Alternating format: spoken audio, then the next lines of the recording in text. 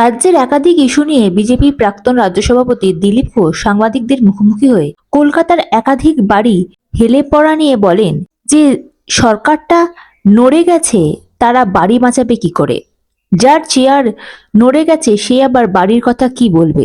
সরকার ফেলতে হবে, রাজ্যে শান্তি আসবে। যে সরকারটাই হেলে গেছে তারা বাড়ি বাঁচাবে, যার চেয়ারই নড়ে গেছে তারা আবার বিল্ডিং এর কথা কি বলবে?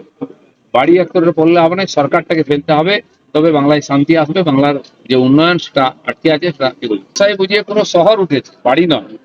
এরকম হাজার হাজার বাড়ি সমস্ত জেলাতে আছে, যাতে কোনো নিয়ম কানুন মানা হয়নি। আর এটা এমনি হঠাৎ হয়ে গেছে নয়, এই সরকার আসার পর এটা গতি পেয়েছে এবং এদের লোকেরাই এই অবৈধ নির্মাণের পেছনে এবং তার যে অর্থ সেটা সর্বোচ্চ স্তর পর্যন্ত। পদ্মশ্রী পুরস্কার প্রাপ্তিদের নিয়ে হুমায়ুন কবিরের মন্তব্যের প্রেক্ষিতে দিলীপ ঘোষ বলেন, উনি ঠিক করার কে পদ্মশ্রী কে পাবেন আর কে পাবেন না? রাজ্য সরকার যাদের পুরস্কার দিয়েছেন তাদের মধ্যে অনেকের সমাজ বিরোধী আছেন। উনি ঠিক করার কে কে পদ্মশ্রী পাবে না পাবে? এখানকার রাজ্য সরকার যাদেরকে পুরস্কার দিয়েছে তার মধ্যে সমাজ বিরোধীও আছে, সেটা কি ঠিক ছিল? তার বলার দম আছে তার নেত্রীর বিরুদ্ধে? তাহলে ওখান থেকে সেই দিনই তাড়িয়ে দেবে ধাক্কা মেরে।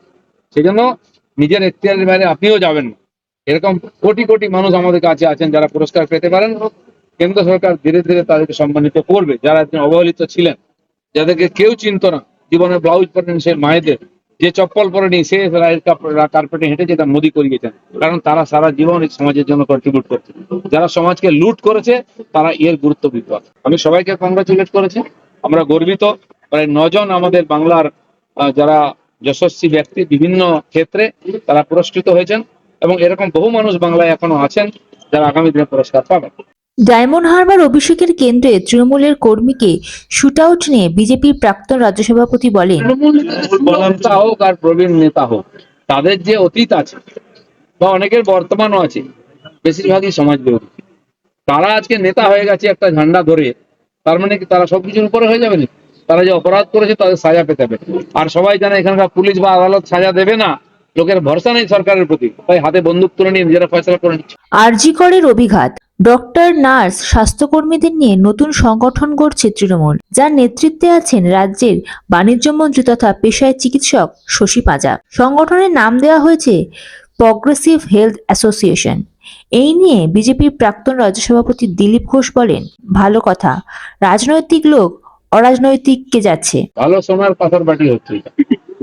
রাজনৈতিক ব্যক্তি অরাজনৈতিক হবেন আমরা তো কল্পনাও করতে পারি না। যা হোক, শুনতে ভালো লাগে। মমতা ব্যানার্জি মাঝে মধ্যে এই ধরনের নাটক অনেক করেন।